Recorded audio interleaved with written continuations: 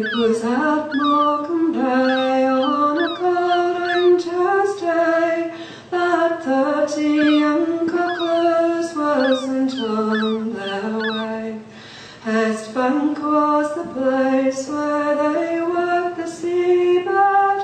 By the failing of light more than 20 were dead.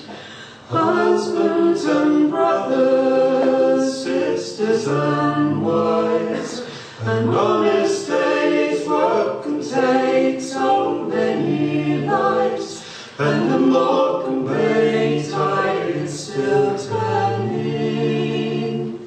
Well, the gang bosses sent them all on that cruel day to rake and pick cockles in a treacherous bay, where others were stranded not 2 months before. They were set to work digging 2 miles from the shore.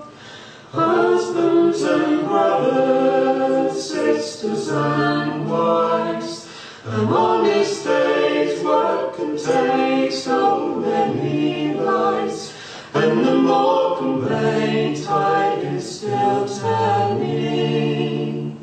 Well, the waters rushed in on the incoming tide at a speed near as fast as a horseman could ride. Between the sand ridges the sea came in waves and sent those poor cocklers to watery graves.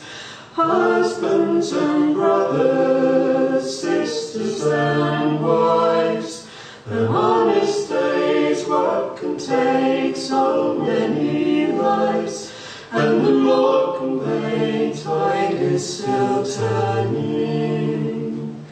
That bay turned to quicksand as the waters did rise, and the flood channels trapped them, rising fast on both sides.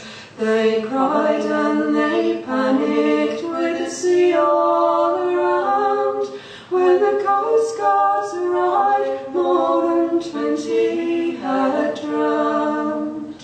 Husbands and brothers, sisters and wives, an honest day's work can take so many lives, and the Morecambe Bay tide is still turning.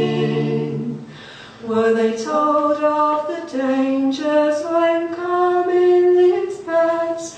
Who cared for these workers? Is the shame on our heads? Far away from the Orient where they were all born, God bless their poor loved ones who forever shall mourn. Husbands and brothers, sisters and wives, an honest day's work can take so many lives, and the Morecambe Bay tide is still turning. Husbands and brothers, sisters and wives, an honest day's work can take so many lives, and the Morecambe Bay tide is still turning. Tide is still turning.